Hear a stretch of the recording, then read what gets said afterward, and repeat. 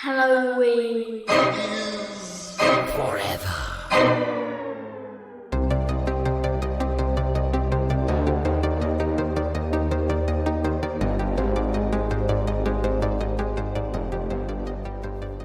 All right, Steve, got one for you. Ready?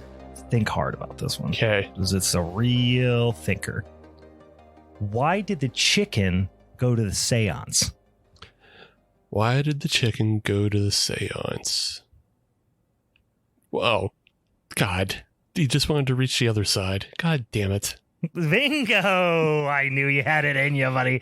Welcome, boys and ghouls, to a motherfucking Minisode of Halloween is Forever. I'm Brian.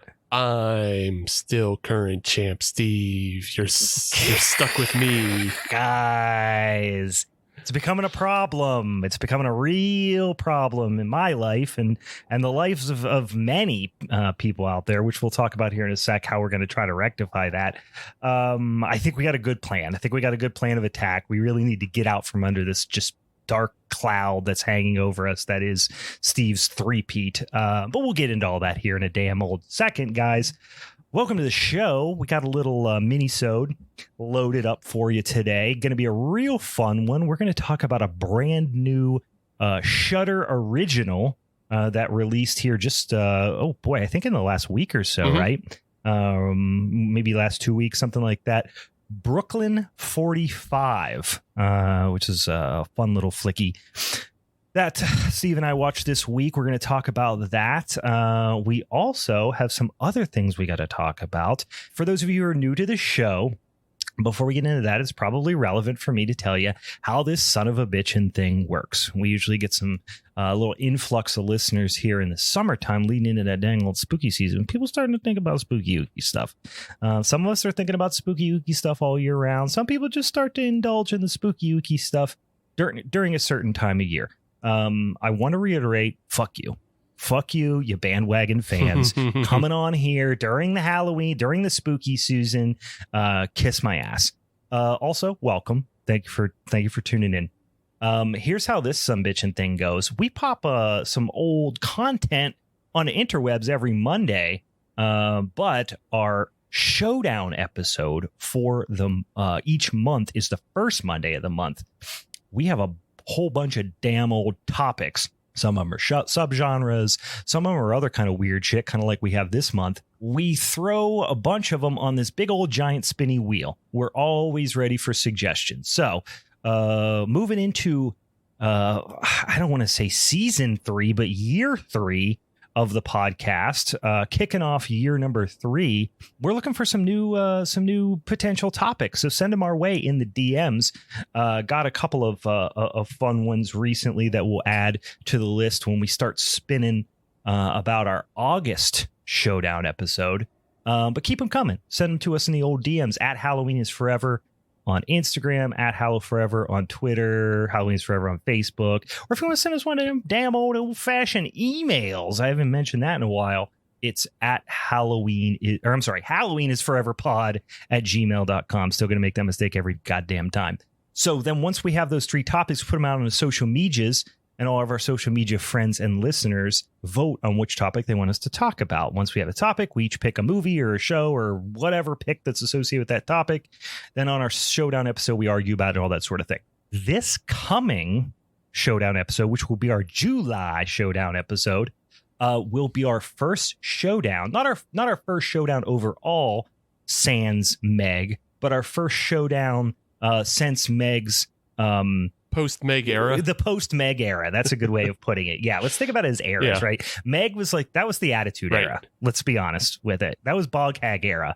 And listen, Meg's not dead. She's just dead to us. No, I'm just kidding. She's promised she's gonna come back, but she's got a bunch of stuff going on, so she doesn't have the old bandwidth necessary to record every week. So she's gonna come and go as she pleases. She's just gonna fucking roll in here, flip a table, piss on the rug, and then fuck off for a couple months. That's her style. Just like a Brock Lesnar. Just like a big old Brock Lesnar. Just like The Rock ultimately became a CM Punk, if you will, just floating around doing whatever the fuck they want. And, she'll be back periodically. However, in the interim, we're going to have some fun special guests for those showdown episodes. We've had in the past, our lovely friend Bigfoot Ben, which I'm sure will come back and be on another one in the future.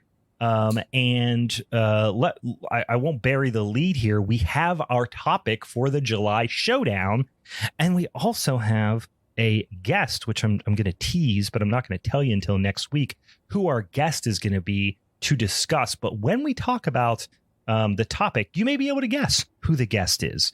Maybe not. In any case, so here's what you had to choose from for the July Showdown episode that we just voted for here in June. We had found footage. We had, what was the other one I just forgot? We already? had Nickelodeon Halloween specials.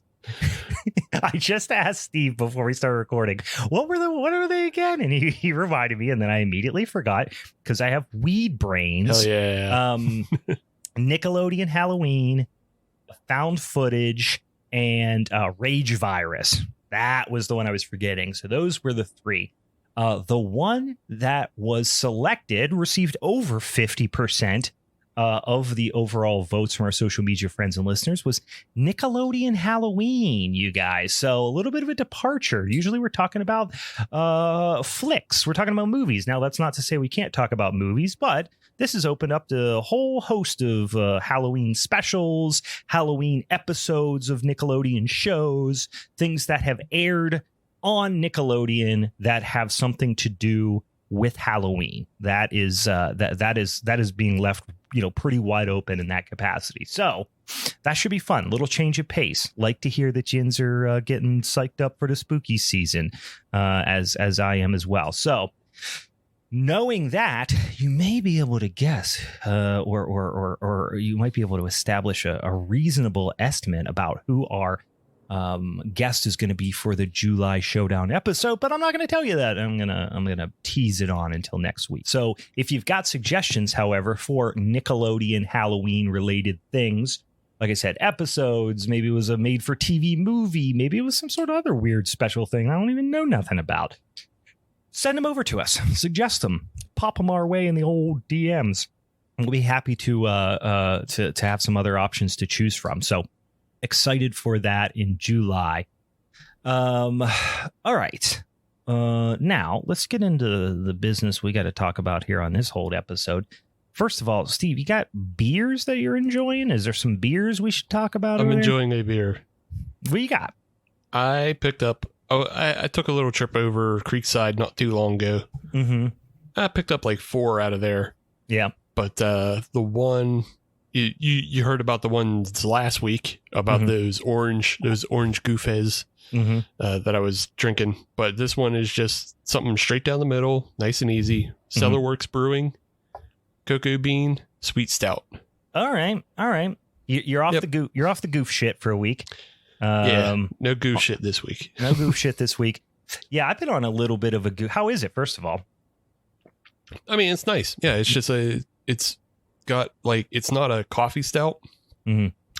It's just it's a nice sweet stout. Like there's no super bells and whistles with it, so it's hard to really say it does anything wrong. It doesn't do anything like blow your socks off either. It's just a nice sweet stout to sit down with. Nice. All right. What's the ABV on that sumbitch? I'm always curious because only 5. Yeah, nice little moderate ABV milk stout situation. You always like to see it. I used to drink an absolute fuckload of Mackeson's Triple X Stout back in the day. For all you old craft beer heads, all you import bastards out there, y'all old money tickers, you might know about Mackeson Triple X Stout. All y'all kids out there, you don't know nothing about Mackeson Triple X Stout, but that was like a really nice moderate ABV. I think it was right around 5% milk stout. I used to slurp that shit down back in the day. I think I've only had one of those, and it didn't impress me when I had it. Yeah, there's nothing. It's like there's no frills to it. It's just a nice, slightly roasty, sweet English, milk stout. Sweet stout, milk stout. Those terms are interchangeable. Basically, back in the day, guys, it was kind of a novelty to have lactose in your beer. You put a little lactose in there. People were like, what the fuck? Like, I remember going to the homebrew shop the first time I made a milk stout and asking for lactose. And they were like, "Oh, making a milk stout, huh?" Like, because that's the only style you would see it in. Now it's like 9 out of 10 beers on a given draft list sometimes have lactose in them. Well, that's also because that draft list is 9 out of 10 IPAs. and sweet and slushy sours and stuff like that. Which, listen, guys, I like them a little bit. We're doing some weird stuff with some of those types of beers here. With the old Dead Arcade project Steve and I are working on. Shameless plug. If you don't know about Dead Arcade Beer, BIER, go follow us on the social medias. Little project your boys are working on. A little side project for a company. The audience.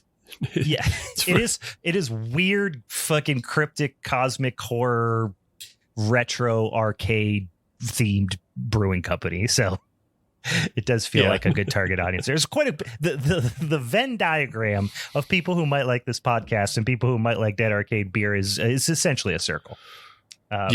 We know our audience. We cater to a niche audience over here. We don't do anything different outside of this. Like it's not like we're doing mid-modern century architecture on the outsides. Yeah, we don't leave here and then just like really focus on like horticulture. Like it's spooky shit outside of here as well. But speaking of beersies, I got a little one here, and it's a dark boy, too. Look at this little handsome son of a bitch. Not a stout, but I am drinking. The name of the beer is Black Forest Hills. This is a Czech dark lager from our lovely friends over at Union Brothers Brewing in beautiful, historical Harmony, Pennsylvania, which is right out my way. Yeah. Those guys are cool and their beer's good and the food's good. And I have not been to their new location, which I know they're just like, it's not up and running, but they're doing some pop-ups over there. And goddamn, their beers have been really impressive. I've always liked their beer. I probably didn't frequent them as much as I should. And recently I started going over and snatching up some beer from them and everything's fucking nice. Real nice. Oh yeah. So now that's a brewery. I definitely got started on their Gloop Glop shit. Before I started having like their regular stuff, but like I like their Gloop Glop stuff. So yeah, and actually I haven't had much of their Gloop Glop stuff. I just went in the other direction. I remember I was really on a kick there for a while. This might have been even during COVID. They had an ESB that was really nice that I was drinking the shit out of, and they do a nice mix. You go over there, get a good old West Coast IPA, you get a Czech dark lager, stuff like that. But then also, if you're in the mood for some goof shit. You can get goof shit too, and they do a really nice job with that. And I say goof shit, tongue in cheek, but literally that's the type of shit we're doing with Dead Arcade. So, right, like that's I enjoy that stuff as well. But you can go real classic style. You can do straight goof troop and anything in between. So yeah, check out your boys over there at Union Brothers. They do a real nice job. This Czech dark lager is fucking killer. I got a 6-pack of it, and I think this is my last one actually. So, okay. So we talked about the beers. We talked about the upcoming shows and all that sort of thing. Also, I will remind everyone once again, if you've got topics for minisodes, send them our way as well, because, we're kind of, we kind of, leave those up to our own discretion. Like, for example, yesterday, we're like, what are we going to record for our minisode this week? Didn't really have anything in the hopper. So you said, what do you want to record? I said, hey, didn't I see you watch that there Brooklyn 45? I watched it too. Let's talk about it. So it's as simple as that, guys. If you want to send some suggestions our way for minisodes, we quite often take those suggestions and do them on the dang spot. So, so this movie, I did not realize, because I didn't know anything about it, besides it was just like being pretty prominently featured on Shudder, kind of a holiday type of film. Vaguely takes place during the holiday season. This is less of a Christmas film than Die Hard is. This is too. Well, what other movie did we watch that long ago that we were like, wow, wasn't expecting a Christmas movie or a Christmas horror? Oh, it was the freaking the one with the it was a full moon feature, right? What was the one with the cyborg bullshit? Yeah, Murderbot. Yes, Murderbot. Right. We were also surprised to learn that was a Christmas themed horror movie as well. This one is vaguely Christmas themed. There's definitely some Christmas season imagery here, but Before we get into the story, I guess a little bit, this just came out, released on, like I said, on Shudder as a Shudder original. I think it was at South by last year, but it definitely did like the festival circuit, from what I understand. It has a pretty good pedigree behind it. It's got a director that I've been really, has kind of like had some sporadic directing jobs, but what I've seen, I've liked a lot, which is Ted. How am I going to say his last name without fucking it up? You won't, because I don't know how to say it either. So Geoghegan? I think it's just Geoghegan. Ted Geoghegan, maybe. I would say, if I took a stab at it, Ted Geoghegan. Geoghegan. That's how I would go for it, but I think we're both wrong. So yeah, probably, but it's Geogheghan. Hell of a last name. But you'll recognize by some hard consonants, Ted. Come on, figure it out. Figure it out with the last name there. But not a ton of directing credits, just 4. I've seen I have not seen Queer for Fear, the history of queer horror, although it's been on my watch list for a while, but haven't pulled the trigger on that. But I really liked We Are Still Here. And I think I've talked about that a couple of times. That was his, I think his like kind of featured directorial debut, and was fucking great. Also featured Larry Fessenden, which was in this, and just really creepy, atmospheric, some great scares, great performances, and of course had the great Barbara Crampton in it, which I'm never going to not watch something with Barbara Crampton in it. Was really, really good. I think we talked about that before. You've seen that one, right? We talked about it before, but I actually hadn't seen it all the way through until after watching Brooklyn 45. Because I watched it. Like, We Are Still Here has been on Amazon Prime forever. Yeah, it's from 2015. It's been around for a minute. Yeah. Yeah, so I definitely had popped it on and like have fallen asleep on it. And just because, I just fall asleep on movies because I'm old now. Yeah. I go to bed watching shit. I do it all the time. Yeah. So I hadn't revisited it yet, but after watching Brooklyn 45 all the way through and enjoying this movie, I was like, okay, I'm going to dedicate the time and like really dive into We Are Still Here as well. And like, I like it. Yeah. I like that film as well. Yeah. I think I might have misspoke. He was a producer on the queer horror miniseries that's on Shudder. His other directorial, besides We're Still Here, he did Mohawk, which I did watch. I'll be honest, I have a good like inclination about. Like, I do recall enjoying the movie, but I don't remember a lot about it. It was from 2017. But I do remember watching that, I think, like in the pretty early days, because I think that was on Shudder as well. And then the other one, his other director credit besides Brooklyn 45 is something that I'm intrigued just because of the title, is International Playboy's first movie, Ghouls Gone Wild. And listen, if last week taught us anything, is if you put a ghoul/girls pun in there, we're in for a treat. So I would check that out, but it does look like a video or short film type of thing, something like that. But yeah, it seems like he definitely, like, it may even be his student film. Could be, because it's from 2004, meaning it's before mine. Oh yeah, so I didn't even recognize. I didn't even look at that. You're right. That's going back almost a couple decades at this point. So that might have been like you said, you might be right. There might be a student film. Definitely a lot more credits as a writer. Director is worth noting for all of his for his 3 feature-length director roles. He also wrote the story for Satanic Panic, which was just from a few years ago, which was a fun flick. Screenplay for a short called Night of the Pumpkin. Don't know anything about that.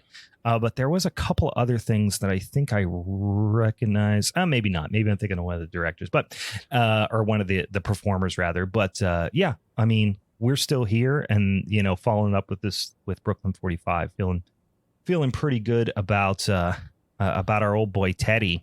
Got some quality stuff here. Yeah, it seems like he's ready to take off.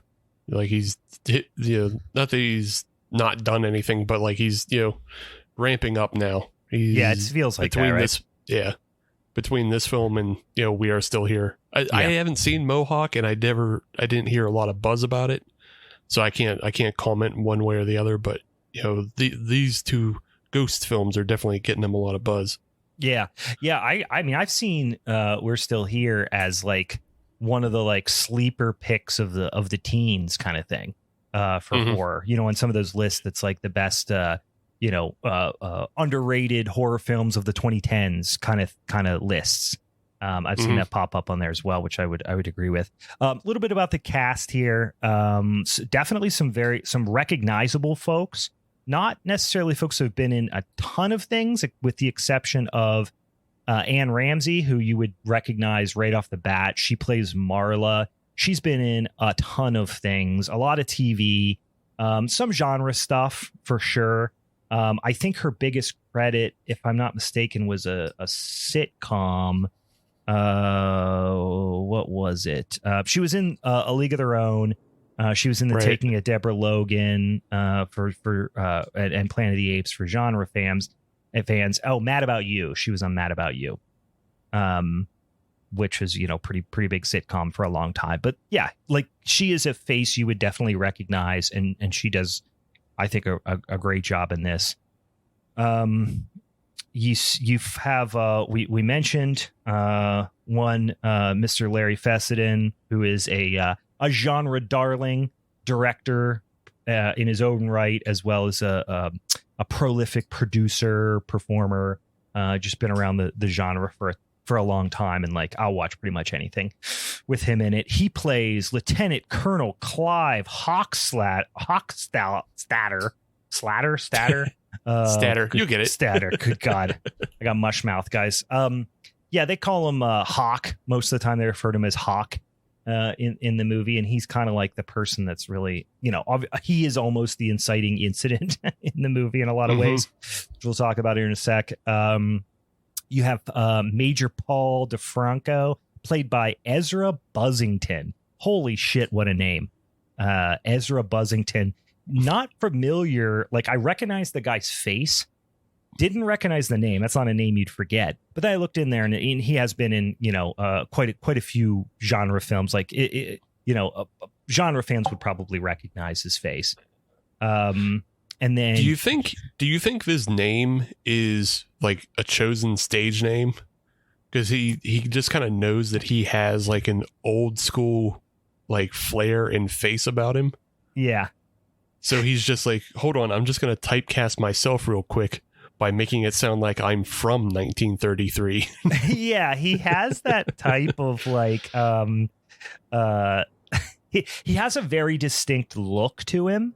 Not to sound crass, but like he was in the remake of The Hills Have Eyes, and you kind of, not that he's even like, I'm not saying he's like a bad looking guy. He's just got like pretty exaggerated features. And he has done some like kind of like creature work type of thing. And with prosthetics and stuff. And like I said, in the remake of The Hills Have Eyes, if you look at the image from that, you'll recognize him in that. He's played some like minor roles in some really big movies though. Fight Club, minor role in Fight Club, minor role in The Artist, but over 100 acting credits.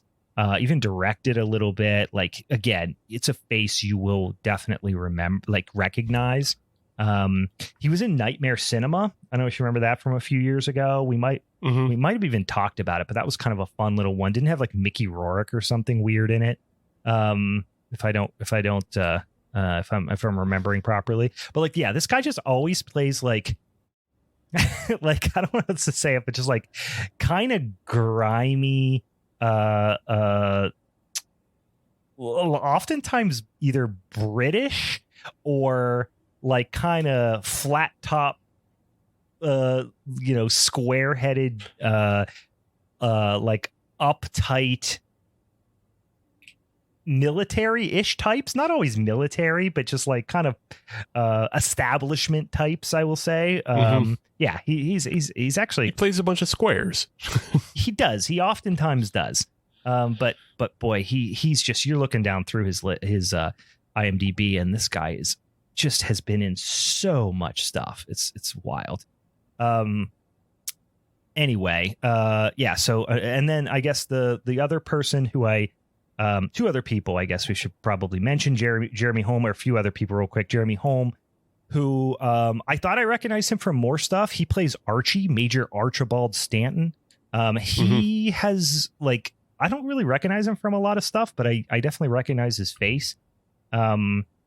Seems like the kind of guy who would be in some Hallmark Christmas movies. Just like a big strapping, handsome, older, I would say older, but like middle-aged gentleman. He has like kind of almost like a Chris Noth kind of thing going for him. I could see that. Yeah.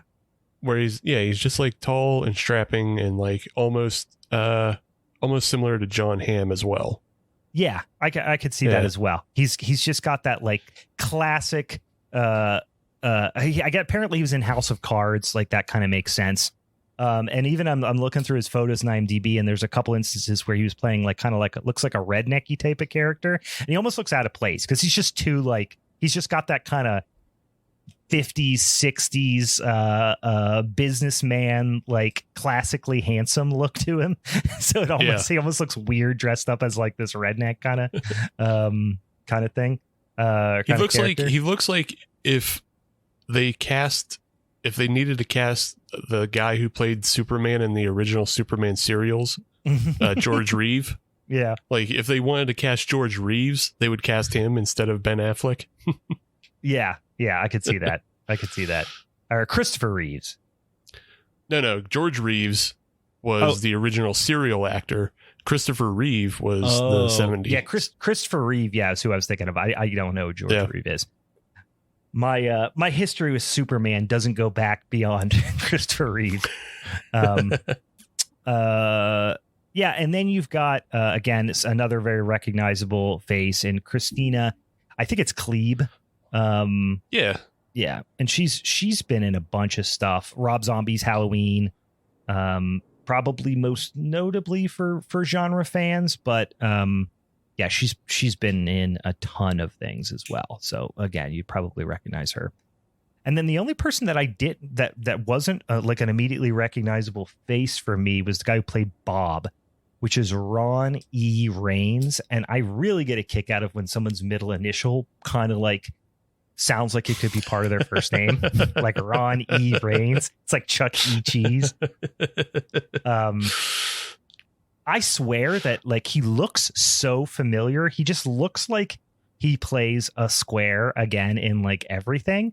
But I look down through him like I don't really recognize him from much on here. Yeah.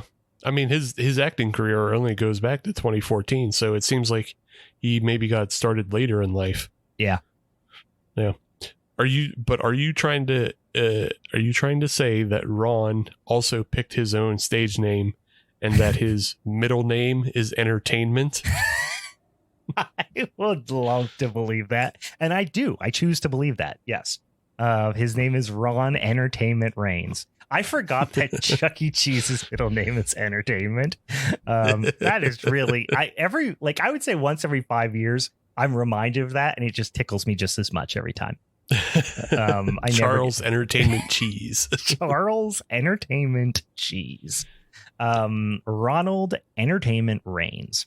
So small cast on this, but a lot of recognizable faces. This is a not to sound too snobbish about it, but I would go as far as to call this a chamber drama. Sure. I think that's what they call this type of film, and it actually feels a lot more like a stage play in a lot of ways. Pretty much 95% of it takes place in one room, and it's all this kind of emotional tension / human drama between this group of people in this one singular room. So it's almost like one of those, they put a bunch of people in the room, throw some wild shit at them and see how they like tear each other apart kind of thing. But I'll read the IMDb brief plot synopsis here, which I think sums it up pretty well. 5 military veterans, best friends since childhood, which I didn't necessarily glean that they were all best friends since childhood. Like, I don't know if that's something that... Yeah, like I didn't get that either. Certainly from the war and potentially even relationships from pre-war, but best friends since childhood seems like a stretch. But anyway, they gathered... Especially with Bob. Bob is the far outsider from everybody. Yes, agreed. So they gather together to support their troubled host. That would be Hawk, played by Larry Fessenden. And the metaphoric ghosts of their past become all too literal. Wow. So Brooklyn 45, it takes place in Brooklyn in 1945. Also, there is a gun at play, which appears to be a 45 caliber semi-automatic handgun. So I think that probably has something to do with it as well. Yeah. But it takes place, I think it was the 27th of December. It's between Christmas and New Year's. And essentially what they're saying is Hawk, Larry Fessenden's character, invites the rest of them there. Again, Marla, played by Ann Ramsey, Bob, played by Ron Entertainment Reigns. They are a couple, married couple. Anne is a veteran of the military, was in the war, but she is known as, they establish very clearly and almost overly established that she's like extremely intelligent and a military intelligence officer type of person. And specifically her specialty is that she is the U.S. Army's best interrogator. Yeah. Marla the Merciless. Right. Marla the Merciless, they call her. She is America's greatest interrogator. Right. Bob so she is this very like strong, cunning type of person, but generally speaking, like a very kind of warm character. She's obviously, dealing with some sort of wound or something, like physical disability. She's got a cane. She walks with a limp that presumably happened during the war. And Bob is her more kind of mild mannered husband. Pencil pusher kind of character, they refer to him as. Which I have a theory about Bob. Oh, but we can talk about it a little bit later. But that sounds like a movie from 2013, A Theory About Bob. It's the sequel starring Bill Murray. Yeah. No. Okay. All right. I'm interested to hear that. Yeah. They are showing up to Hawk's house, Larry Fessenden's character, who was kind of the superior officer for, assumedly a whole host of people. It's his house. He is struggling. You pretty quickly are able to glean from exposition, and there is a lot of exposition dumping that happens in the first 10 to 15 minutes of this movie. It almost feels pretty heavy-handed, I would say, in the amount of exposition you're getting, but that his wife had committed suicide. You don't get all the details. At first, you're like, oh, she's gone. And then it becomes pretty clear that through some, like I said, some turns of phrase that are used, that she committed suicide. And he's in a bad place, and he's drinking his face off, and he's invited them all here for support or, under the guise of like a holiday gathering kind of thing. Jeremy Holmes' character, Archie, is the kind of all-American boy, tough guy, leatherneck, soldier type, big strapping son of a bitch. He's the, point him at the enemy and he's going to go kill him. The pretty quickly they establish, which is the kind of, I don't want to say twist, but the idea, especially in 1945, that he is at least amongst his friends, out of the closet. He's out of the closet gay, which would have been, quite a a stance to take in 1945, especially as in the military. But it is well established and understood and accepted, amongst this group of friends. Of course, there is a lot of, kind of gay bashing in a somewhat friendly way, but then also in a not friendly way towards him.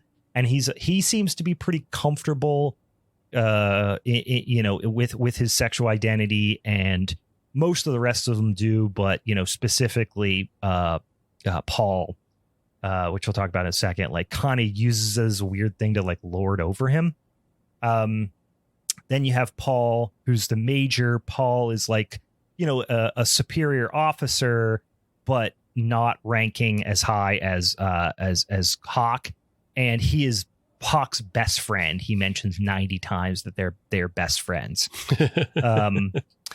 Yeah. So the breakdown goes, and I think this is how they all kind of meet each other, is that like Hawk is the colonel, and so he was in direct command of Archie and Paul. Mm-hmm. And I think Paul, like, even though Paul and Archie both address each other as major, mm-hmm. I think at some point Paul also was Archie's commanding officer. That was the thing that it felt like to me as well, but they had the same rank, so it was a little confusing. Yeah, and I think it's just because of Archie's actions, mm-hmm. he gets promoted up to major, because he seems younger than it obviously Hawk and Paul. Yeah. They come in, under the guise of, and they a holiday gathering. There's a lot of pleasantries. They pretty quickly jump to the punch, which is things ain't going so good for old Colonel Hawk. He's really struggling, and it has been, at this point, it was Thanksgiving morning that his wife committed suicide. You come to learn that she slashed her wrist. And you start to pick up pieces of what was happening with her. And really, you come to realize, one of two things. And there's two kind of simultaneous narratives going on. One is that she was struggling with mental illness. And the other thing is that she either had delusions that some of her neighbors were Nazi spies, or she knew something everyone else didn't, and she wasn't struggling with mental illness, and they were in fact Nazi spies. She was trying to tell everyone that would listen. She was being, written off as, struggling with mental illness. And of course, in 1945, that would have been even much more stigmatized than it is now. So ultimately, that drove her to commit suicide. So Hawk is struggling, decides, hey, I'm hurting here. He talks about this path he went down of, kind of turning to Jeebus, and going to church and all this stuff. And then kind of had a collapsing of his faith when, a priest told him his wife was in hell because she committed suicide. He wasn't able to deal with that. Ultimately, he has learned that, something about seances and summoning, spirits of the dead and all that sort of thing. And he convinces with this, prolonged sob story that everyone needs to, humor him and participate in a seance. It's one of those things where, like, he's, like you're saying, like the stigma behind mental illness back then mm-hmm. would have been so great that, like, you would rather believe, because if you don't, like, that person is going to wind up locked away forever. Yeah. So you have to hold on longer in believing that person isn't crazy, to keep them, like, from being thrown away. Like, yeah, the stakes are so high to call that card. You know what I mean?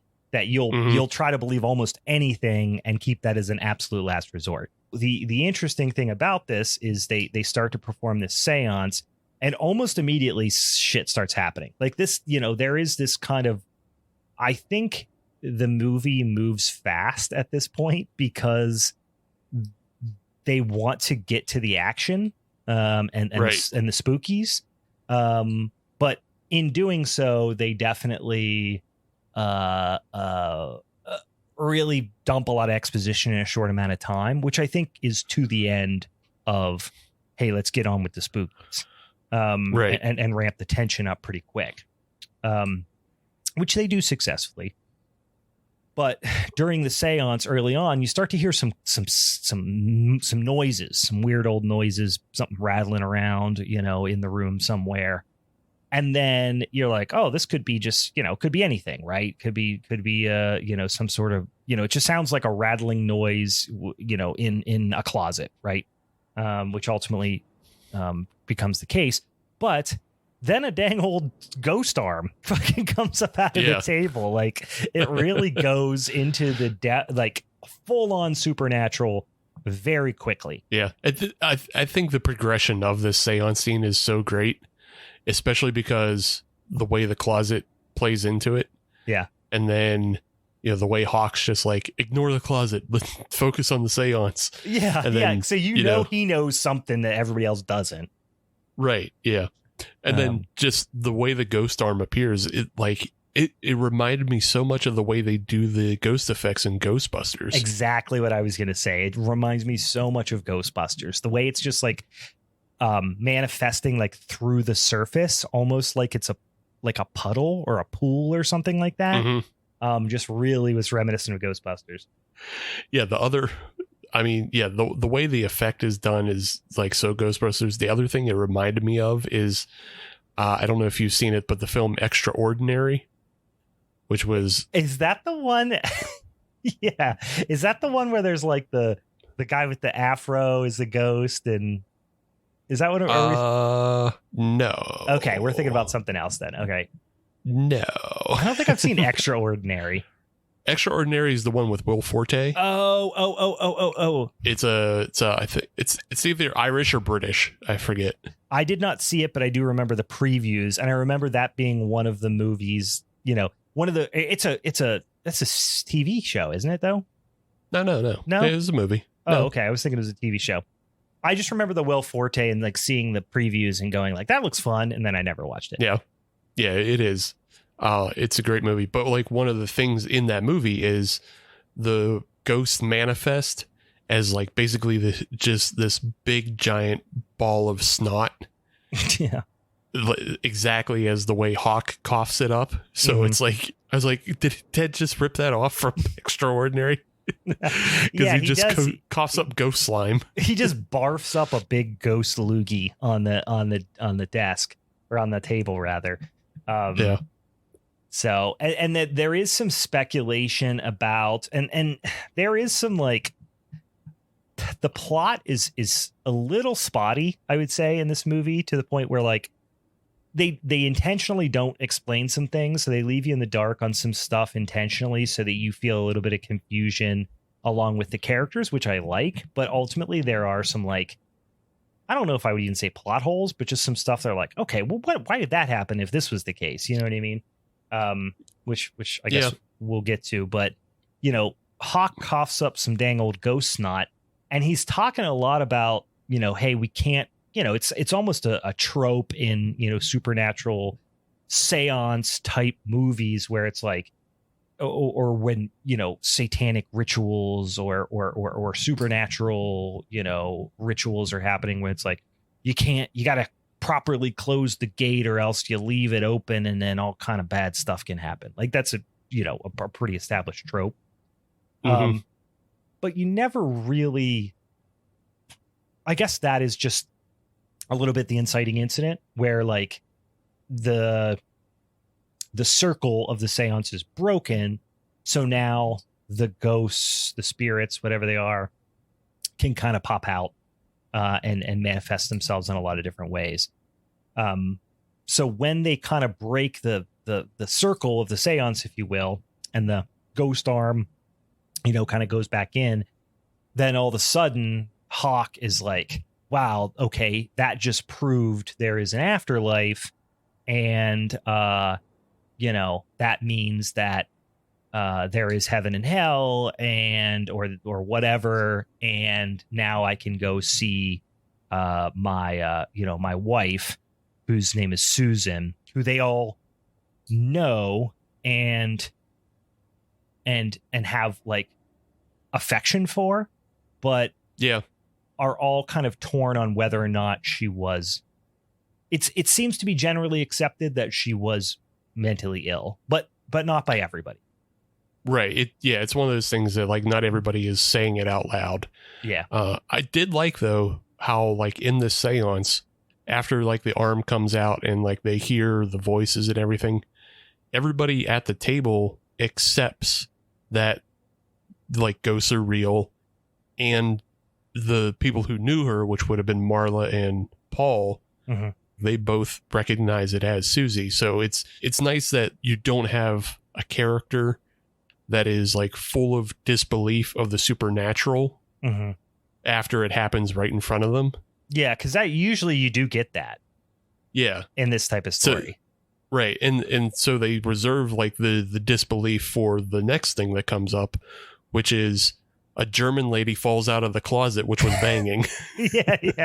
yeah, which you don't see that coming. It's like, okay, whoa, all right, we got some supernatural things going. All right, sick. And then all of a sudden it does become this like a little bit of a whodunit type of mystery, because Christina Kleeb's character, Hildegard Baumann, they call Hildy, who is this German immigrant, speaks with a strong German accent, and they came up with the most German name they could, just pops out of the closet and she's like tied up in some capacity.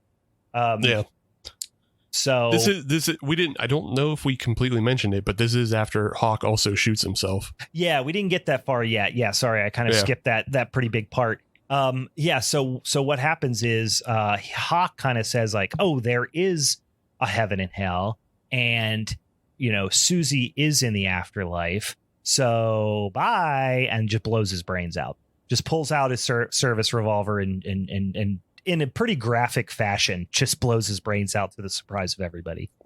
Yeah, which this is the one thing I didn't like. It's not that I didn't like that he like accepts that there is an afterlife and that he's going to go see his wife.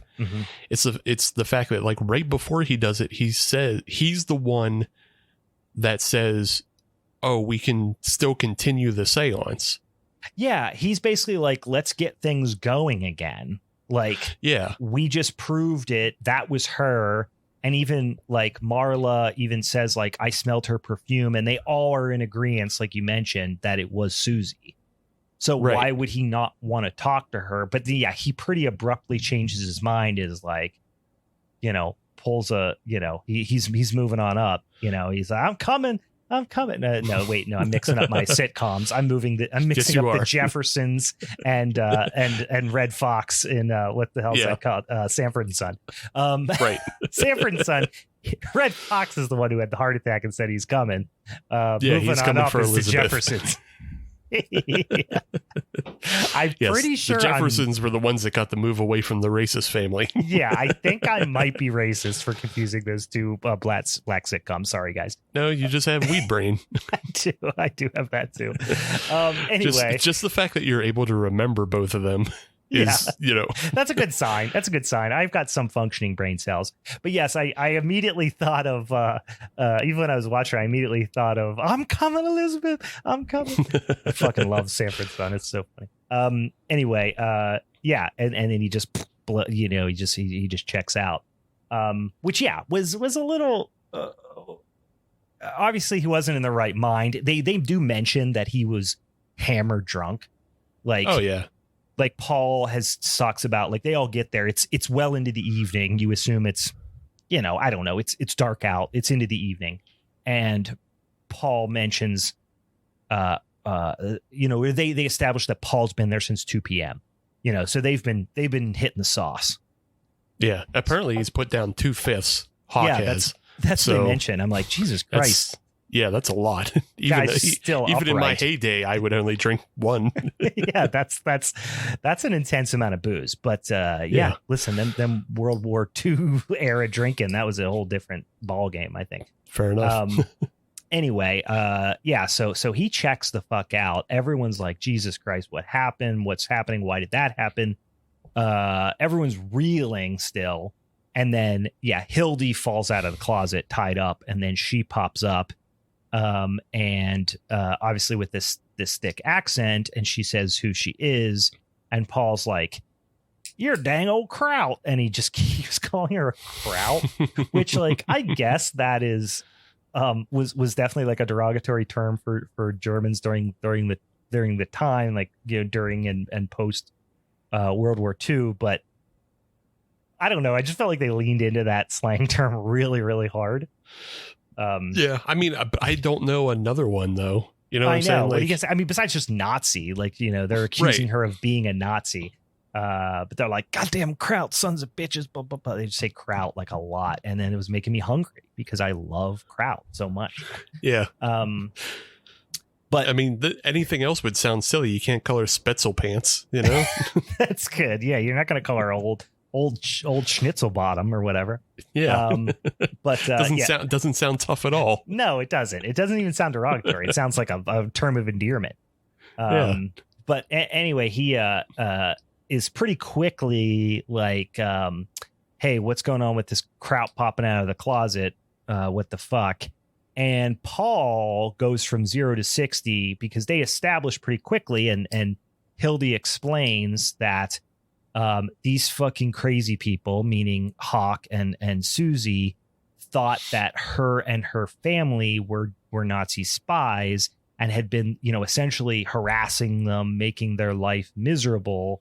And ultimately that day, I assume it happened earlier that day, Hawk kidnapped her and tied her up and put her in the closet. And she's like, "What the fuck? Why am I here?" Well, she doesn't know. They are like, "Why are you here?" And she explains what happened, that he abducted her basically, and believes that she's responsible for Susie's suicide, and and that she is in fact a Nazi spy. Paul is very quick to want to believe Hawk because, again, as he mentions for the 40th time, they're best friends, and he's one of the smartest, most upstanding people ever, and obviously he trusts his judgment, and he believes that she is in fact a spy. Everyone else is like, "You're fucking nuts." Paul pretty quickly grabs the gun that Hawk shot himself with, and starts kind of holding everyone up and basically saying, like, "We're gonna," he is saying he's gonna kill Hildy because she is in fact, he believes her to be a Nazi spy. Yeah, which is real good, like, chain of command psychology on the part of, like, the character interaction between Paul and Hawk. Is that, like, Paul would think just because Hawk was a higher rank than him, he would automatically just fall in line of like, "Oh yeah, he's got to be smarter and better and everything else than me," because we still believe in meritocracy at this point. Yeah. So, of course my superior is better than me in every way. This can't be that flawed. That logic can't be flawed. Yeah. Right. Yeah. Yeah. His wife can't be insane because he knows better than I know. And so I have to listen to everything he has said. Right. And Archie is definitely has been programmed by the military to also believe that, but his better judgment is peeking out above that and saying, like, "Well, maybe not." Right. We should also mention that Archie, they do make mention of the fact that Archie is about to go in front of some sort of grand jury or something. Or maybe it's a military tribunal. I don't know. He's about to go in front of, he's about to go to court in some capacity to defend himself because he has been accused of war crimes. You don't know what those war crimes are, but everyone is basically saying, with the exception of Bob, who's the outlier, basically says, "Fuck that guy. He's a war criminal." And even Marla's like, "No, he didn't do it." And you don't know what it is. But so you have that foreshadowing happening as well. Yeah. And just a like a fun kind of like costuming note, if you look at everybody and just kind of where their mentality is, Hawk and Paul are the only ones still in military dress. Mm-hmm. Like Hawk is wearing his fatigues and Paul is in full, done up. It's got his like service his jacket officer on. uniform and everything. Yeah. And then everybody else is like, everybody else is dressed pretty normally, and their mentality is more shifted towards the war is over. Whereas these other two guys, the war isn't over for them. Right. Exactly. And there's a ton of social commentary here on obviously the traumas of war, PTSD, all that sort of thing, but also xenophobia and paranoia and mental illness and these like other types of social stigmas, certainly exacerbated by the fact that it's 1945. But yeah, so I guess I'll jump ahead a little bit here because there's a lot of back and forth. There's a lot of posturing. There's a lot of power dynamic things between like Archie, Paul, them belittling Bob because Bob is not the real man that they believe themselves to be, and then Marla, who you pretty much has established the entire time that everyone very much respects her intellect and everyone is kind of pushing their agendas forward, but ultimately you get the feeling that she is going to supersede most everything that's happening if she feels the need to, kind of. But she's kind of playing the diplomat a little bit in the whole, like, scope of the chamber drama, if you will. And then Hildegard is basically just sitting there, just pleading her case. This is crazy. Let me go. But she is being very tactful and almost sly in a way where you're not, as the viewer, convinced that she's not a spy. Yeah, and it's interesting, and like they have her like because she's German, they can get away with her like misspeaking. Like she doesn't have the full American lexicon that she would know. Some words would trigger a different connotation than another. Right. So they can get away with that. Another interesting note, though, that plays into like her innocence is her last name is Ballman, which is a very kind of it's a German surname, but it's also a historically Jewish surname. Okay. Yeah. So she's unlikely to be a Nazi spy with a Jewish surname, and also the translation of the name translates directly to neighbor or citizen. Okay. Yeah. That makes sense. So, yeah. It just a couple like little clues dusted in there to make you think about, who this person is. Yeah. No, that's good idea. I didn't pick up on that. Yeah. So they get these kind of, again, it's this classic kind of the things you would expect in this type of like tight little, almost Clue like, chamber drama thing. And then another bit of a twist happens where your boy Hawk, Larry Fessenen's character, who done shot his brains out, is now starting to talk. And he decides I'm not dead. LOL. LOL, JK, BRB, I'm back. And then does a lot of a grunting and basically saying like, kill her, like ordering Paul to shoot Hildy. And everyone's like, no, don't do it. And what the fuck is that corpse talking for? And, and all this. So it's creating a lot more confusion and hysteria amongst the ranks. And then, at some point, we should mention that Paul has the key to the door. They try to basically, several of them try to fuck off soon after, Hawk shoots himself, and they realize the doors to the parlor that they're in are locked. And Paul, right before or around the time that Hildy busts out of the closet, he finds the key on Hawk, and then also, like I said, procures his gun. And at some point, they basically say, Paul's like, I'm not letting you guys out of here. We need to hash this out. We need to figure out if she's a Nazi spy. And they're all like, you're crazy. Let us out. Bob is especially kind of hysterical about wanting to get out of this room. Ultimately, the way that Marla, and I'm jumping ahead a little bit, kind of chooses to satisfy Paul and Archie, for that matter, who's kind of like on the fence a little bit, because he is really, you establish, and you come to learn really the gritty details of Archie really was Clive's, for lack of a better term, hired gun. He was the guy in battle that, his superior officer pointed him in a direction and said, kill, and he did it. So he kind of has this facade of like this war hero because he killed so many of the enemy, and, and was this like, it's almost represented as this like, super soldier-y type of guy. And then you start to, the story of Paul and even more so Hawk starts to unravel when everyone kind of admits that Hawk was full of shit. Yeah. And it also comes about because Paul is the one who drops the bomb that Archie was the one who blew up the school. Yes. He ultimately does. Yeah. That.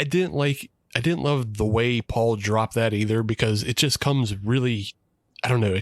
It felt like forced or ham-fisted in a way, because it starts with just like an argument between Archie and Paul, and like Archie it's over Archie's homosexuality. Yeah. And, they're arguing back and forth about that. And then Archie's like, hey, Paul, rein it in. We're on the same side, that this, that Hildy's a Nazi. Stop coming after me. Yeah. Or you're going to find out what's up. Yeah. And then Paul's like, yeah, okay. Yeah. Thanks for reminding me we're on the same side, baby butcher. And it just the way, like, there wasn't any other kind of like nickname that Paul had been calling Archie. Like if he had been calling him Butch the entire time. Yeah. It was a little heavy handed.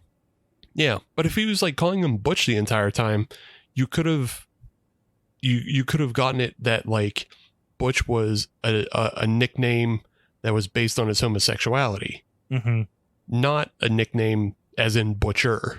Right. Yeah, that would have been probably a more tactful way of like slowly letting that out. But yeah, it comes abruptly. Yeah, it's just so abrupt. And I think it's just, again, just to move. A lot of this stuff happens really abrupt to move things along. But I think I think some of these details could have been let out on a drip rather than a full faucet. So, but yeah, that's a good point. Yeah, they come out and basically say that like Paul has agreed to basically, lie on the stand for Archie and defend him in this war crimes trial, in saying that he didn't realize.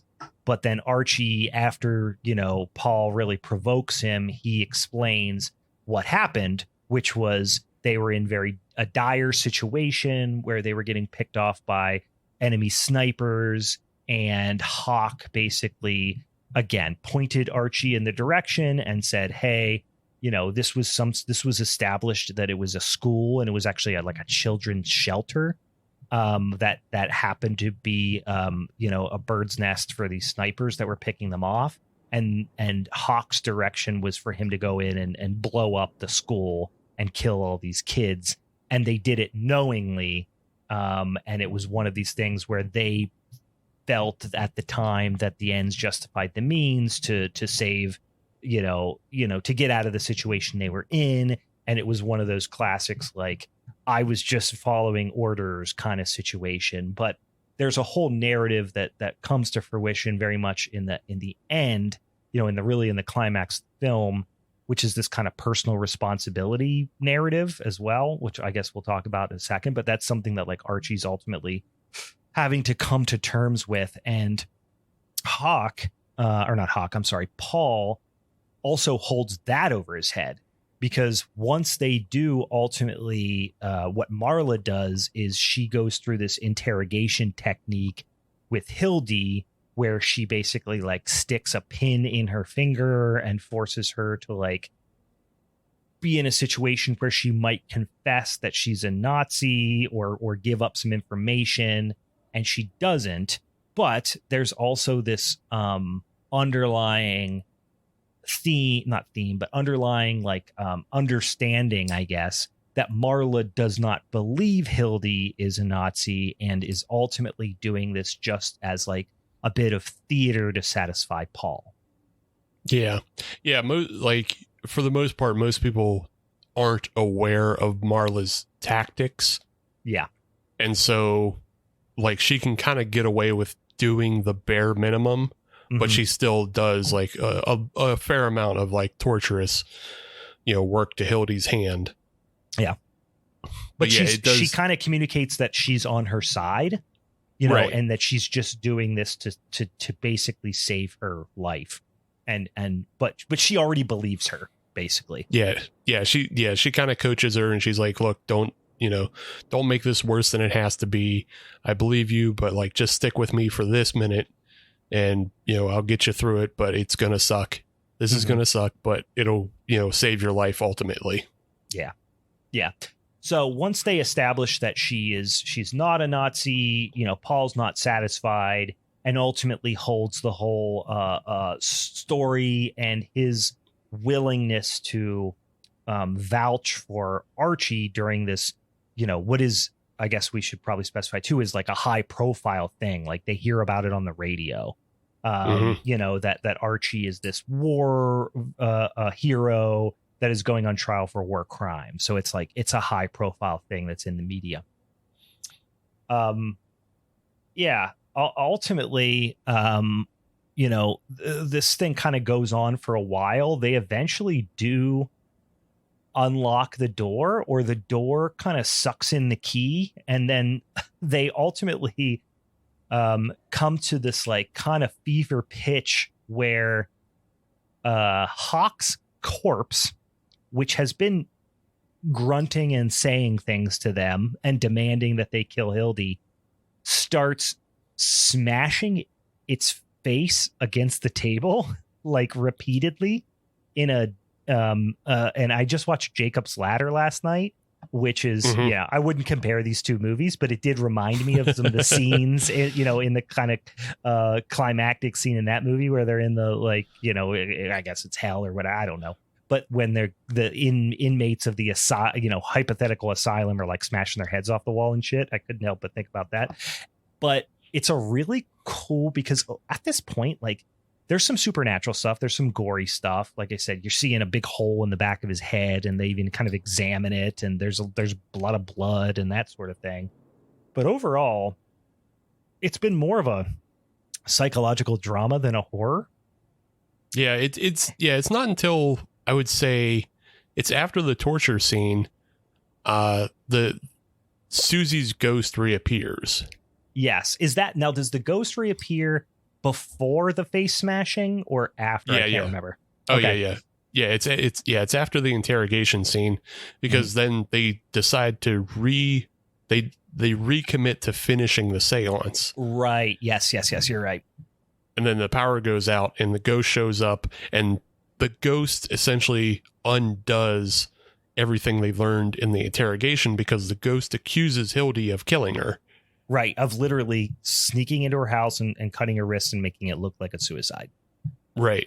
Which Paul was already not believing the interrogation, but this affirms for him that, okay, here's Susie, the wife of the person I respect the most.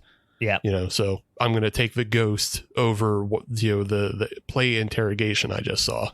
Right. And then, but again, he's still the only one that's really convinced at this point. They're all pretty freaked out because the ghost, and mind you, it's a dang old ghost. But she's pretty, even for a ghost, she seems pretty unstable. Like, you know what I mean? Like, she's kind of ranting and raving a little bit. The ghost of Susie and is accusing her of killing her, and you did this and all this stuff. But there's still like an underlying theme of like, you still don't believe the ghost. You know what I mean? I mean, yeah. Because why would you believe the ghost? I mean, it's kind of the beauty of the film is like you can really pick anybody's side that you want to. Yeah. And because you learn more about how untrustworthy Hawk is with the way, he told tall tales and was really just the guy who was too cowardly to do any of the killing himself, that he sent everybody to do it for him. Right. Yeah. So you just learn more and more about every character. And so you're willing to go kind of on the ride of back and forth of like, is Hildy really, a spy or not? Yeah. And the most interesting thing is when you think about somebody, passing on to the afterlife, I guess there is some assumption that they will receive some sort of clarity. And for somebody who was, and not to be derogatory, but, kind of a raving lunatic during life, and then to remain a raving lunatic in death is like kind of an unnerving thing. You know what I mean? Yeah.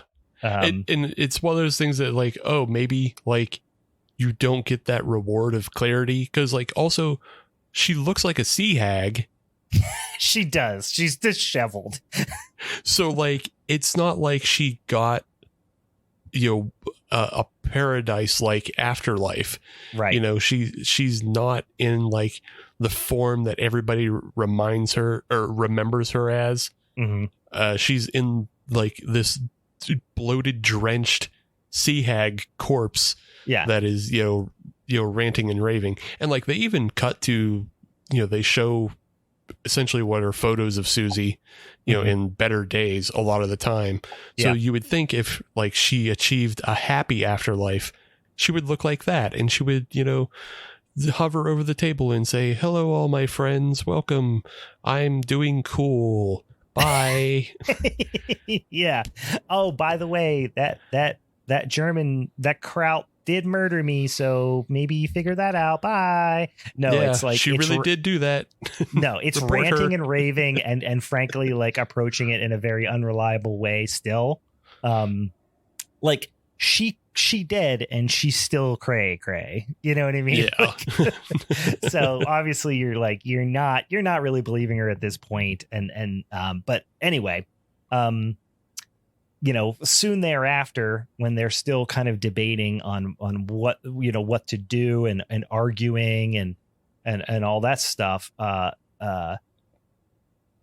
Hawk, again, there's a really cool, not by any means perfect, but just really well placed practical effect with Hawk smashing the corpse, sitting up, and then repeatedly smashing with a lot of violent force its face off the table until its face starts to just like distort into this like clay, like flat, it's just smashing its face flat against the table.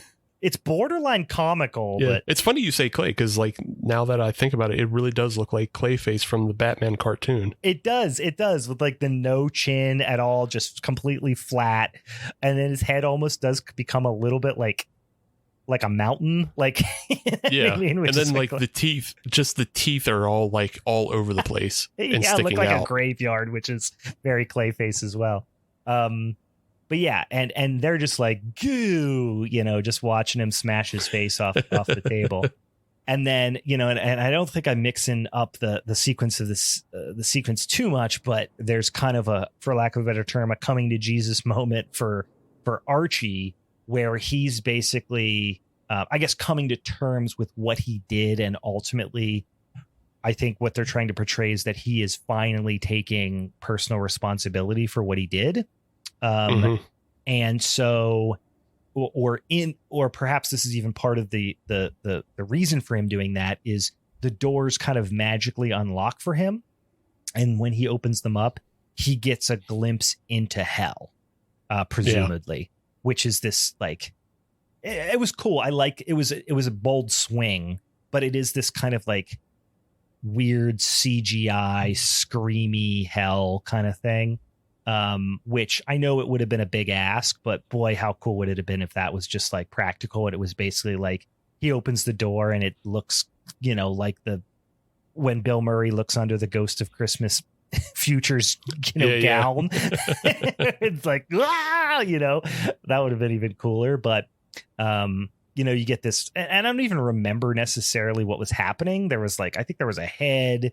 There was like, I don't know. I think a lot of it is actually practical in a lot of ways. It's just what's happening is like it's definitely he is being shown the hell of going back to the that's right, the school. So there's a bunch of burnt limbs popping up and a face or two, and assumedly it is his victims that he blew up in the school bombing situation. Yeah. And so like, I think you get a couple like of those puppets, and then like there is like a lot of CGI like embers and like other stuff built around it. That's right. That's right.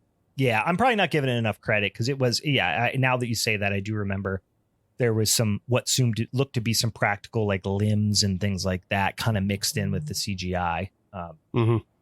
But anyway, so that's a pretty rude awakening for our boy Archie. And I don't think I'm missing too much, but I'm jumping forward just a little bit at the point when I might even be stepping back a second, but at the point where Hawk's character is smashing his face off the table, they all kind of simultaneously are like, okay, we getting the fuck up out of here. And they all try to, they've established the door won't open, but they start trying to break the windows. I think even, at this point, I don't remember who has the gun because it does change hands a couple times. Yeah. So you're definitely jumping back. Yeah. It's after Archie sees this vision of hell and like they've broken the seance and everything. And this is also before the Hawk starts smashing his head. Mm-hmm. Paul he decides he's just going to choke Hildy to death. Yes, I forgot he's about just going to strangle her. He's just going to strangle her straight up. I knew there was an incident that I was forgetting. Yeah. Yeah. So while Paul's strangling Hildy, Archie tries to stop Paul, and then Archie has the gun on him, which is at this point that Bob grabs the gun off of Archie and takes control. Right. Yeah. And Bob, as a reminder, has been kind of the meek and mild, husband of Marla at this point. And and now all of a sudden he's just, he's fed up and he's got a little bit of a crazed look in his eye type of situation. And he's like, fuck all this noise. I got to get out of here kind of thing. So. Yeah. So this is my theory on Bob. Mm-hmm. I think Bob is OSS. Oh, okay. I'm grasping at straws probably. Mm-hmm. But I'm just putting a lot together because Bob is actually the character we know the least about. Yes, correct. Like, nothing is really ever revealed about him. So I'm thinking Bob is like OSS, which is like pre-CIA. Mm-hmm. But they make mentions of things like he works at the Pentagon. And they do. You're right. And then like how they never make mention of like how he got into a relationship with Marla. Mm-hmm. And like, I'm also I guess I'm sort of assuming Marla is also OSS because she was intelligence and interrogation.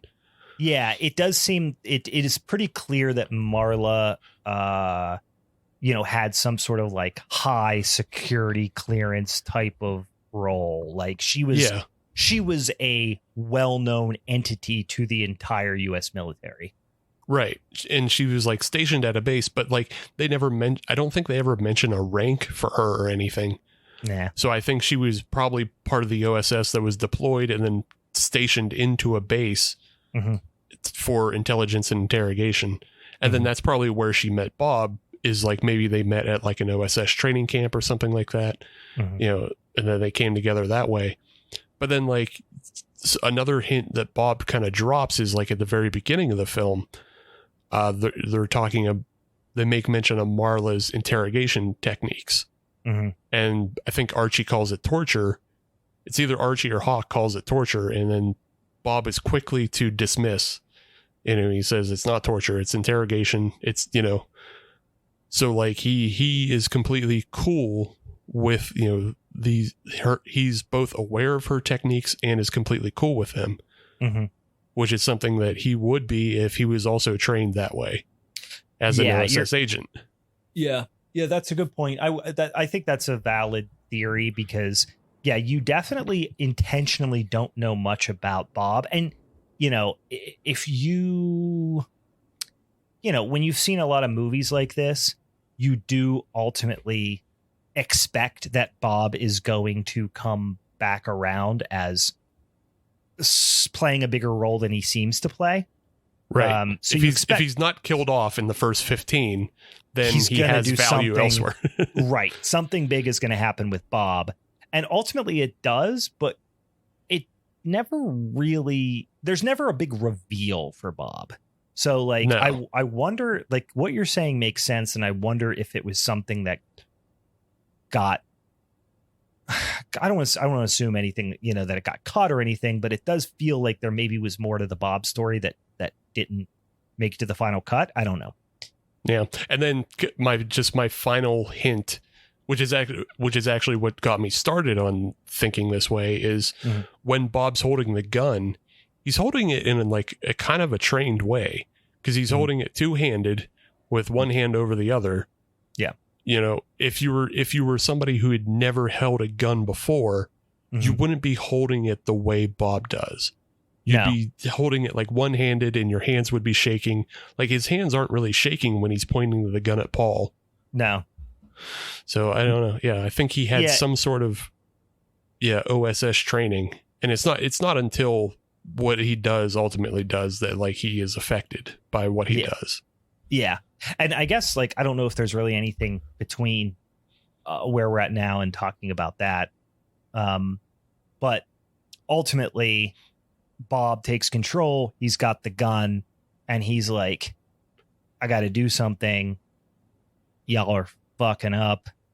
And Paul tries to, play, gamble, but in a, hey, listen, I'm a big dog, Bob. He doesn't take him seriously at all. I'm just going to go and take the gun away from Bob. As he grabs the gun, Bob blows Paul's fingers off. Yeah. And then you're like, God damn. And he's like, you blow my dang old fingers off. And and there's like, and you think that's going to be the big part of it. That's the big thing that's going to happen. But then he just turns around and just pops Paul right between the eyes. Yeah. Well, I mean, Paul's pissed and he comes at him again and says, I'm going to kill you. He says, I'm going to kill you. So he does say that. Yeah. So it's a bit of a stand to defend situation there with Bob. So he's like, oh, you're going to kill me. Okay. And he shoots him. You're like, all right. So that was potentially in self-defense, but yeah, it's a shocking moment because Bob has been so mild mannered up till this point. And then everyone's like, oh, great. That guy's dead. Like not everyone, but like Hildy especially is like, thank you. Good thing that guy's dead. And then to everyone's surprise, Bob turns and shoots Hildy in the head as well. Yeah. Yeah. And you're like, oh, goddamn, is Bob going berserker mode here? Right. Or what? But then you realize that, and Bob says right off the bat that, he makes a comment that's something like, I had to do it. And that tells you that was a calculated move on Bob's part. It wasn't just weird berserker Bob mode. Right. And he, and then the door, that kind of breaks the spell, if you will. The whatever type of, I don't know a better word besides like a spell that they were involved in, that maybe the seance opened up, assumedly the seance opened up. And basically he ultimately gave in and did the will of Hawk and Susie, assuming that Susie in the afterlife had basically locked them in this room until Hildy was killed. Right. And the way I took it, and maybe I'm off on this, but this is the way I took it. But there's still some holes for me. Is this was obviously a plan that Hawk had, right? He would not have offed himself and left Hildy in the closet if he didn't think, if he didn't like basically set up the dominoes and flick the first one, you know? So I took this as Hawk obviously believed his wife that Hildy was in fact a Nazi spy, and ultimately Hildy was responsible for his wife's death. He decided, if I can verify that Hildy is in the afterlife and there is a heaven or an afterlife of some capacity, that I can get there to reunite with her, then I want to do that. However, if I kill Hildy, I'm going to hell, or I'm not going to necessarily go to the place where Susie is. No, I don't think it's that. Well, then why didn't he just kill Hildy himself? Why did he lock her in the closet? Well, because they said it earlier that like he's never been the killer. He's just scared to do it. Yeah, he's a fucking pussy. He can't stand blood. Gotcha. That's why Paul was there earlier than everybody else. Oh, yeah. That makes more sense. Yep. It may or may not have been Hawk's plan to fucking kill himself. Okay. Yeah. But like it was always the plan for Paul to kill Hildy. So yes.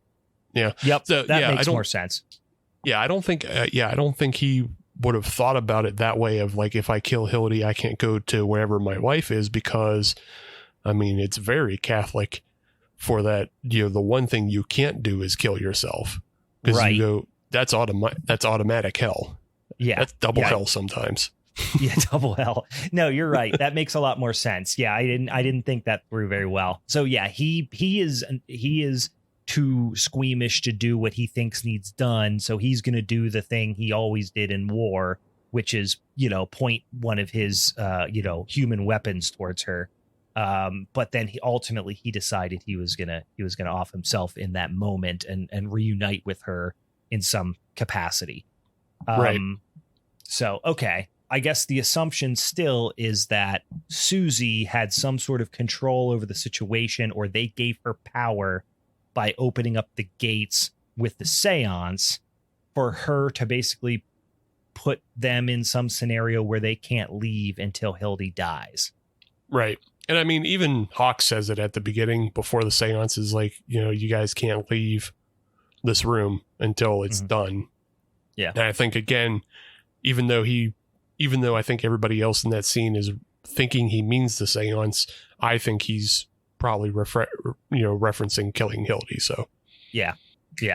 So ultimately, everyone is, the finger is kind of being pointed at Archie and I guess to a lesser extent at Paul. But the whole idea is like, Archie, you took, you didn't take responsibility for what you did. You're saying, hey, I was just following orders, which is, of course, a turn of phrase that is oftentimes associated with the Nazis, right. And obviously, concentration camps and all that sort of thing, is that we were just following orders kind of thing. That was like the defense for a lot of, German, Nazi soldiers during World War II. And, I guess the narrative was turning the mirror back around on Archie, and saying, yeah, well, you did the same thing, fuckwad. You killed a bunch of kids because you thought, your superior officer told you to do it. And then ultimately that judgment that is being placed on Archie, which he ultimately takes responsibility for, eventually gets turned back around on Bob as well. So, basically immediately upon killing Hildy, things go back to normal. They're able to exit the room. And then they're just like, let's gather our coats and peace out. Like kind of in a little bit of a, like you would think you'd walk out of that, like, you know, Ash from the Evil Dead, you know, you're like battered and bruised and, you know, a pretty intense thing just happened. And they're just like, let's get our coats. Wow, what a wacky evening. Let's grab a cab. You know what I mean? Kind of thing. Yeah. As they walk out and then they all have their little, so it almost felt dreamlike when they walked out. Except for only, you know, because it is the three of them walking out that walked in together. Right. So yeah. And there's another interesting technical note about this is, I don't know if you noticed, but did you notice the aspect ratio changing? No, didn't. Yeah. So the film starts, it starts in black and white. Yeah. And it starts in a 4:3 aspect ratio, which would have been more common for the time back then. Yeah. And then it expands to a wide once they're inside the parlor. Mm. Yeah, I guess I did kind of subconsciously recognize that because it also went color. Yeah. Yeah. It's like you might have not have noticed, but your brain did. Yeah, right. But the expanding and contracting of the aspect ratio involves the three characters we're talking about. And it also involves in the hallway, there is a poster that is a remembrance of Pearl Harbor. And that kind of serves as an anchor to both open and close the aspect ratio. But like the aspect ratio is always 4:3 when they're outside.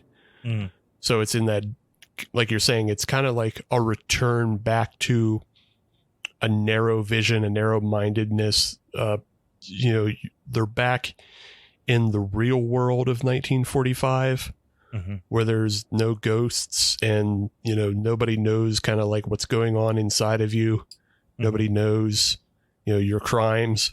Yeah. What you've done. Right. Yeah. Mm-hmm. So it's almost like, are you gonna, you know, and obviously that's a little bit of not a little bit, I would imagine, you know, quite a analogy to, you know, the soldiers returning from war. You know what I mean? Like they're returning from their own little kind of mini war, if you will, that happened inside that brownstone. Mm-hmm. And then the ultimate, you know, thing that Archie says is he is going to take the high road or the moral high road, in that he's going tomorrow to turn himself in and admit what he did and take responsibility for it. And that he's urging Bob to do the same. Mm-hmm. So yeah, the judginess, if you will, which is, I don't know, certainly justified judginess of Bob as they walked in saying, fuck, that guy's a war criminal. You know, they come out and he's faced what he did, or is prepared to face what he did. And now Bob's got to have that same internal conversation with himself. Yeah. And again, they're mirroring each other in that way of Archie did what he did thinking it would end the war, and Bob does what he does thinking it also ends like this kind of like side war or the infection of the war. Mm-hmm. Because, you know, you think about it, like Susie infected Hawk with her paranoia. Like Hawk couldn't let go of the war, and he couldn't let go of his wife and, you know, her beliefs. So he was infected by it. And then Paul was infected by Hawk. So like by killing Paul, Bob, you know, kind of nips that in the bud. But then by also killing Hildy, nobody else is also going to suspect her. Right. So like it's not going to be a thing for anybody. It all ends right here. And then because Marla makes mention numerous times of like, you know, fuck the war. Why can't we just end the war? You know, the war's over. Let it go. Yeah. Yeah. Yeah. And then it's like this, ultimately this idea that there are the ends justifying the means rationale is not without, you know, personal penance kind of thing, I guess. Right. So now Bob's got to shoulder that burden in the same way that Archie came to the realization that he has to, shoulder that burden, and he can't plead ignorance or can't plead duty, I guess, for the things that he's done. But yeah, and that's it. And there's obviously, as they kind of get back into the car, the way that they got out of the car, meaning Bob and Hill and Marla, was very lovey-dovey, and he's this, gentleman. Oh, I'm letting you out of the car, yo. And she's kind of like charmed by his like quaintness. On the way out, she's like, fuck yourself. And she's having very obviously conflicted thoughts or decidedly negative thoughts ultimately about what Bob did. So it's like this realist versus idealist type of thing, I guess. I don't know. Yeah. But anyway, and that is that's it. That's Brooklyn 45. Any additional comments? How'd you feel about it overall? Yeah, overall, I think it's like a really fun kind of, like you're saying, because it's a chamber drama. Mm-hmm. It's a little different than what I think most people are expecting and used to. And because the supernatural elements don't play a whole lot into it until kind of the very end. Like it starts it off, the ghost kicks everything off, but it's really more Hildy falling out of the closet that initiates more of the dominoes falling. So yeah, I think it's still firmly like a horror movie because they're trapped under supernatural pretenses. Like they can't leave the room, they can't break the windows. So like they're just kind of all forced to deal with all of their character, flaws and what you learn about them. But it definitely plays out more like a play, like a stage play, than a classic horror movie. Yeah. It's weird because I was looking just out of curiosity at some of the like reviews, even on like Letterboxd and even on Shudder and stuff like that. And it was a really weird, grading curve, if you will, for how people felt about this movie. Like I would say overwhelmingly it was positive. But very little super positive. I thought it was going to be very polarizing. Like some people are really going to dig this. And it's going to be their flavor. And then some people are going to super hate it because it does feel like a play, and it's not, it doesn't lean super heavily into the horror aspect and some traditional horror themes. But overall, it just felt like the vast majority of people were like, yeah, that was good. Yeah. Just like everyone felt like it was a 3 out of 5, a 3.5 out of 5. You know what I mean? It was just like everyone gave it a B+. I think that's what I would do too. I would give it a B+.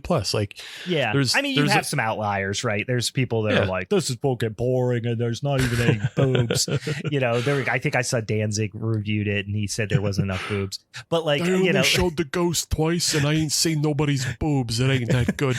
There wasn't any boobs, and the boobs that there wasn't even bloody.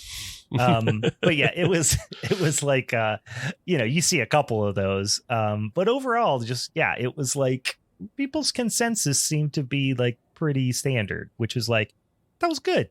It wasn't great, but it was good. I mean a couple, just like a couple heavy-handed moments, that were just there to move the story along.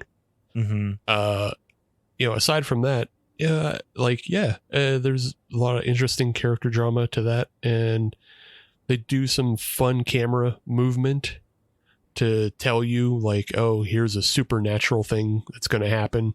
Like anytime you see the camera start to cant to one side or the other, you're like, oh, ghost stuff's happening. Yeah. That's a good subconscious ones. Yeah, that's not something I would necessarily pick up on, but yes. That is actually like kind of a weird trope that I guess I've never really consciously thought about, is that kind of like light slideways scrolling. You're like, oh, buddy, what's going to happen? It's almost like the eerie music cropping up in the background, but from a cinematography perspective. Yeah, there's one that's like really, really obvious to look for. Mm-hmm. Is when Paul goes to put the key in the door and the door swallows the key. Mm-hmm. The camera angle is canting to a side, but they're intercutting with a 2-shot with him and Archie, and Paul's like centered directly in the frame, so it's like a real flat frame, intercut with like this twisting, spooky. Oh yeah. I know what you're talking about now, because it's like from the perspective of almost like if it was somebody looking through a peephole from the other side of the door. Right. Yeah, that's cool. That's interesting. The more I learn about cinematography, the more ignorant I feel about movies in general.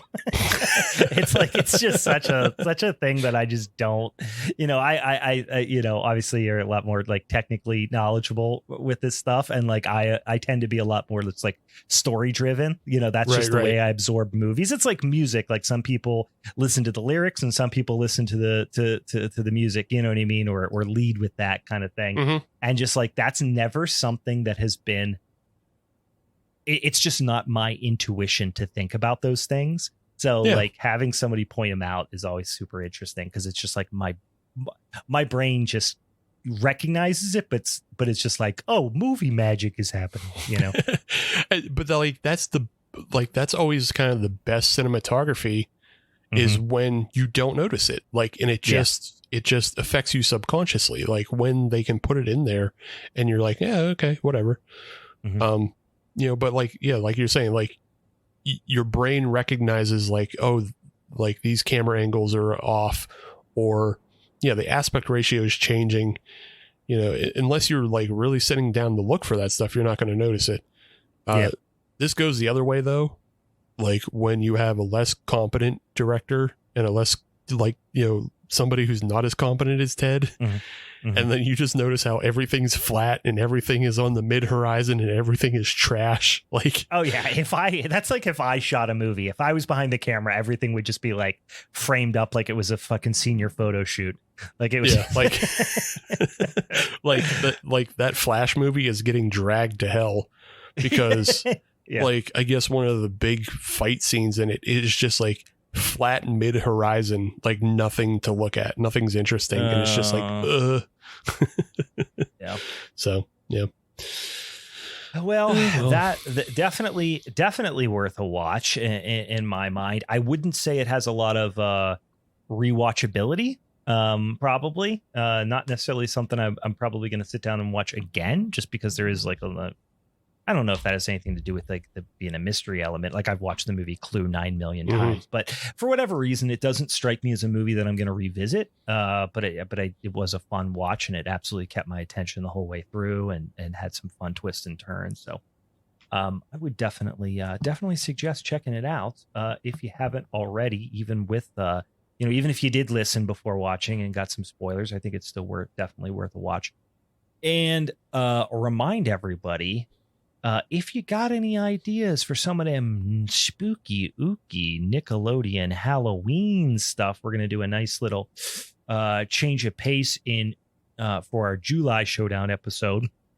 So if you've got any things that, you think might not be on our radar that we should check out and consider for our picks for that Showdown episode in July, please throw them our way on the social medias. And as always, we always appreciate if you, give us a review on one of them social media, or, one of them podcatcher apps. Give us a whole 5-star or however many dang old stars they have review. I need to reorder some Halloween is Forever stickers, because I do believe I'm out of them, or very near out of them. So we can start sending some folks some stickers once again. Tune in next week for our showdown, or I'm sorry, for our Minisode next week, where we also reveal who our guest is going to be for that July Showdown, which is going to be a lot of dang old fun. So, yeah. All right. Anything else I'm forgetting, Steve? Just tangentially, like we're talking about how this is kind of a stage play. I had a instance of falling asleep to Tubi. I fell asleep watching fucking Mystery Science Theater for the 8,000th time. But I was woken up to the craziest show I've ever seen. It's called The Goes Wrong Show. Okay, so I started watching it because I saw you post about it.